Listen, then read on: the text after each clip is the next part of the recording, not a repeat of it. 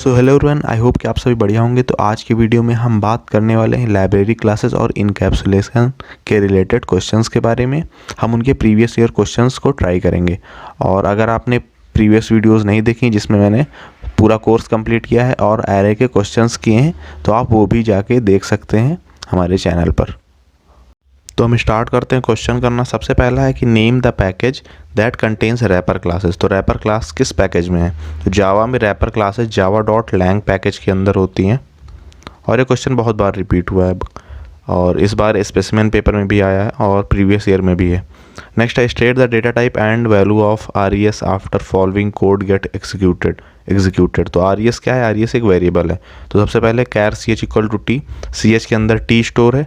फिर क्या किया गया है? Character dot to upper case इसका यूज करके ch इसमें डाला गया है और RES में कॉपी हुआ है। तो RES की वैल्यू क्या है? Character dot to upper case. तो ch को अपर केस किया गया है और उसके बाद RES में स्टोर किया गया। तो RES में क्या वैल्यू है? RES की वैल्यू होगी capital T, small t ch की है और कैपिटल T RES की होगी।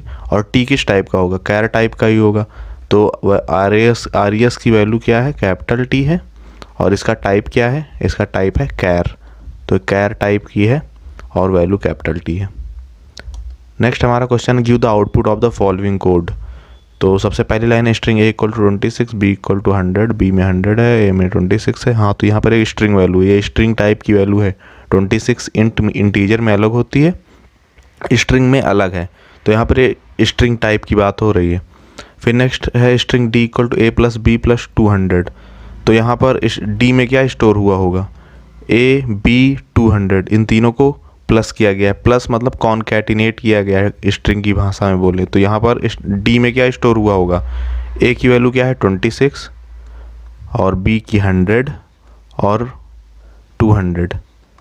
तो D की वैल्यू ये है, ये नहीं कि 26 और 100 126 प्लस 200 326, ऐसा नहीं होगा। ठीक है, तो यहाँ पर ये स्ट्रिंग की तरह ट्रीट किया जाएगा। नेक्स्ट है int x equal to integer dot parse int a। यहाँ पर a को integer dot parse int use करके a जो कि एक स्ट्रिंग है उसको इंटीजर में कन्वर्ट किया गया है। इस फंक्शन से हम इंटीजर में कन्वर्ट करते हैं, ये हम पढ़ा चुके हैं।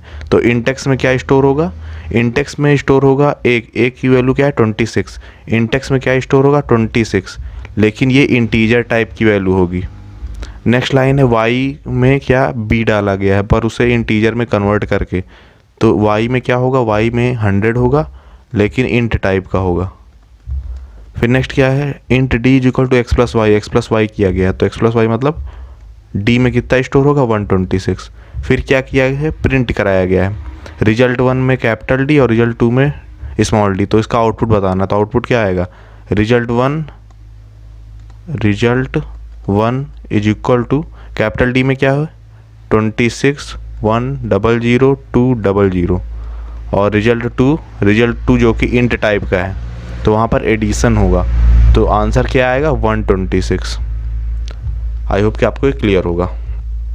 नेक्स्ट जो हमारा क्वेश्चन है, what is the data type that the following library function return.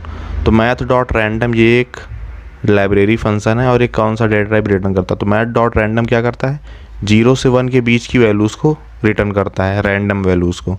तो वो पॉइंट में होती हैं, तो इसलिए इसका डेटा टाइप जो होता है वो डबल होता है। तो डबल टाइप की वैल्यूज़ को रिटर्न करता है। नेक्स्ट हमारा क्वेश्चन है, a method that convert a string to primitive integer data type. तो अभी हमने पिछले क्वेश्चन में ही देखा, स्ट्रिंग को अगर हम कन्वर्ट करना है तो हम ऐसे करते हैं। तो इसका आंसर यहाँ देखिए, हम क्या लिखेंगे? रैपर क्लास इंट की क्या होती है? इंटीजर होती है। तो इंटीजर डॉट पार्स इंट, तो ये होगा इस फंक्शन का यूज करके हम, या फिर मेथड बोलें, इसका यूज करके हम स्ट्रिंग को इंटीजर में कन्वर्ट करते हैं। नेक्स्ट है default value of Boolean variable. Boolean variable की डिफ़ॉल्ट वैल्यू क्या होती है? तो बुलियन टाइप में सिर्फ 2 वैल्यूज़ होती हैं, ट्रू या फिर फॉल्स। और जो डिफ़ॉल्ट वैल्यू होती है वो फॉल्स वैल्यू होती है।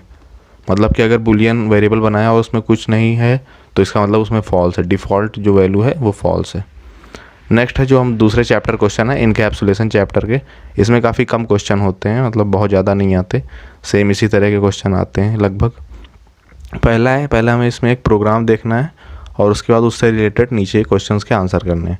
तो यहाँ पर हमें बताना है name variable for which each object of class have its own distinct copy. तो ये क्या होते हैं, ये इंस्टेंस वेरिएबल होते हैं जिसके लिए जैसे एक क्लास में कई सारे ऑब्जेक्ट्स होते हैं और मतलब कई सारे ऑब्जेक्ट्स होते हैं, तो जो इंस्टेंस वेरिएबल होता है वो हर ऑब्जेक्ट के लिए डिफरेंट ट्रीट किया जाता है, या फिर बोले तो हर ऑब्जेक्ट के लिए उसकी वैल्यू डिफरेंट होती है। जैसे मान लो ए है हमारे पास एक वेरिएबल, ये मान लो इंस्टेंस वेरिएबल, तो ये इंस्टेंस वेरिएबल है, तो अगर कई सारे ऑब्जेक्ट हैं तो सबके लिए ए की वैल्यू डिफरेंट होगी। मतलब एक ये ऑब्जेक्ट है, एक ये ऑब्जेक्ट है और एक ये ऑब्जेक्ट है, तो तीनों के लिए ए की वैल्यू डिफरेंट होगी। मान लो इसके लिए 5 है, इसके लिए 10 है, इसके लिए 15 है। तो जो इंस्टेंस वेरिएबल होता है वो फंक्शन के बाहर होता है, क्लास के अंदर होता है और उसमें स्टैटिक नहीं लगा होता। तो यहाँ पर स्टैटिक इसमें लगा है, नीचे वाले दोनों में नहीं लगा है। तो ये ए और बी ये होंगे इंस्टेंस वेरिएबल और इनके लिए सारे ऑब्जेक्ट्स के लिए डिस्टिंक्ट कॉपी होगी। नेक्स्ट है name variable that are common to all object of class. तो ये क्लास वेरिएबल्स होते हैं जो सारे ऑब्जेक्ट्स के लिए कॉमन होते हैं, तो वो होते हैं उनमें स्टैटिक लगा होता है। तो यहाँ पर static int x equal to 3 और y इक्वल टू 4, इन दोनों में स्टैटिक लगा हुआ है। लिखा यहाँ पर एक बार ही है, लेकिन ये x और y दोनों में कंबाइंड है स्टैटिक। तो यहाँ पर x और y ये होंगे क्लास वेरिएबल्स, ये भी फंक्शन के बाहर होते हैं और क्लास के अंदर होते हैं। तो यहाँ पर एक कोई फंक्शन नहीं बना, लेकिन ये फंक्शन के बाहर ही, मतलब फंक्शन के अंदर नहीं है। दूसरा हमारा क्वेश्चन है keyword which distinguishes between instance variable and class variable. तो वो अभी हमने देखा स्टैटिक है। स्टैटिक फंक्शन हमें, स्टैटिक कीवर्ड ही हमें बताता है कि इंस्टेंस वेरिएबल है या क्लास वेरिएबल है। लास्ट क्वेश्चन है हमारा see the program and answer the given question. तो हमें यहाँ पर एक प्रोग्राम देखना है और बताना है इनमें से मेथड वेरिएबल कौन है, क्लास वेरिएबल कौन है, लोकल वेरिएबल कौन है और इंस्टेंस वेरिएबल कौन है। तो सबसे पहला मेथड वेरिएबल क्या होता है, ये मेथड के अंदर होता है। तो यहाँ पर मेथड डिफिनीशन है, ये मेथड डिफिनीशन है नीचे। तो इसके अंदर जो वेरिएबल है इसको हम मेथड वेरिएबल बोलेंगे। तो ये n हो गया। क्लास वेरिएबल वो होता है जिसमें स्टैटिक लगा होता है और किसी भी फंक्शन के बाहर ही रहता है। तो ये हमारे दो फंक्शन है यहाँ पर, तो मतलब इसके अंदर तो हो ही नहीं सकता। बाहर देखेंगे तो हमें दो वेरिएबल्स दिख रहे हैं, इसमें स्टैटिक लिखा है, तो ये क्या हुआ, क्लास वेरिएबल हुआ। तो x क्या होगा, क्लास वेरिएबल। फिर क्या है, लोकल वेरिएबल यानी वो फंक्शन के अंदर अगर उसको डिक्लेयर किया गया, तो फंक्शन के अंदर इसको डिक्लेयर किया गया इंट a को, तो ये एक लोकल वेरिएबल हो गया। नेक्स्ट है इंस्टेंस वेरिएबल भी फंक्शन के बाहर, क्लास के अंदर और उसमें स्टैटिक नहीं लगा होता। तो यहाँ पर ये इंट y है, इसमें स्टैटिक नहीं लगा और ये फंक्शन के बाहर भी है। तो y क्या हुआ, y एक इंस्टेंस वेरिएबल हुआ। आई होप कि आपको सारे क्वेश्चन समझ में आए होंगे। तो जो इस चैप्टर हैं, इन चैप्टर से ज़्यादा क्वेश्चंस नहीं आएंगे, सिमिलर लेवल के ही क्वेश्चन आएंगे। तो आप प्रीवियस ईयर क्वेश्चंस और जो बुक में क्वेश्चंस हैं आप उन्हें ट्राई कर सकते हैं। और वीडियो अच्छी लगी हो तो लाइक कर देना, चैनल को सब्सक्राइब कर देना और मिलते हैं अगले वीडियो में। तब तक के लिए बाय बाय।